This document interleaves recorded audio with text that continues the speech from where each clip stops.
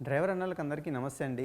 ఈరోజు నేను ఒక కొత్త విషయం చెప్పాలనుకుంటున్నాను మీకు. ఎందుకంటే మీ సేఫ్టీ గురించి. మన డ్రైవర్ అన్నదమ్ములు అందరూ చాలా ఫాస్ట్‌గా గానీ, మన డ్యూటీ టైం అవుతుందని చాలామంది హెల్మెట్ పెట్టి ఏదైతే పరిగెడతారో వాళ్ళ కోసం నేను స్పెషల్‌గా చెప్పాలనుకుంటున్నా. ఎందుకంటే నేను చాలాసార్లు కార్లో వెళ్ళేటప్పుడు డ్రైవ్ చేసేటప్పుడు చాలా యాక్సిడెంట్ దీనివల్లనే చూసినాను. ఇప్పుడు మీకు కనిపించే నా పక్కన హెల్మెట్ ఏదైతే ఉందో హెల్మెట్ గురించి నేను చెప్పబోతున్నాను.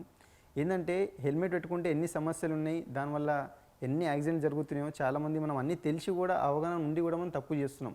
దయచేసి మీకు ఒక్కసారి గుర్తు చేసి దీని గురించి మళ్ళీ ఒకసారి మిమ్మల్ని గుర్తు చేసి మీరు కేర్ఫుల్గా ఉండాలని ఒక్కసారి నేను చెప్పబోతున్నాను. అదేంటంటే ఇప్పుడు హెల్మెట్ పెట్టుకుంటే లాంగ్ డ్రైవ్ చేసేటోళ్ళకి ఫస్ట్ ఆఫ్ ఆల్ వచ్చేది మెడ నొప్పి, రైట్.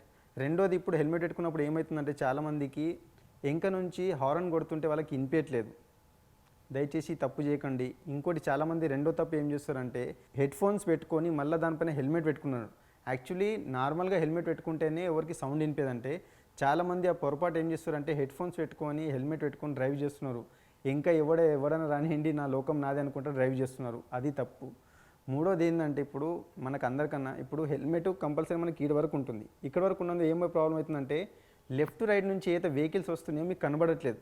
అది మీకు కూడా తెలుసు. కాబట్టి ఇప్పుడు బైక్కి చాలామంది మిర్రర్స్ ఉండదు. మిర్రర్స్ లేని వాళ్ళు ఏం చేయాలంటే కంపల్సరీ పక్కకన్నా మీరు ఎక్కడైనా లెఫ్ట్ రైట్ మలిపేటప్పుడు కొద్ది జాగ్రత్త చూసుకొని మలపండి. ఎందుకంటే చాలామంది మీరు ఏం చేస్తారంటే సడన్లీ మలిపేస్తున్నారు. ఆ మలుపుల వల్ల ఏమవుతుందంటే వెనక నుంచి కానీ లెఫ్ట్ రైట్ నుంచి మీకు వెహికల్స్ వస్తాయి, వాళ్ళకి అవన్నీ అర్థం కావు. కాబట్టి దయచేసి మీరు ఇవన్నీ గమనించండి.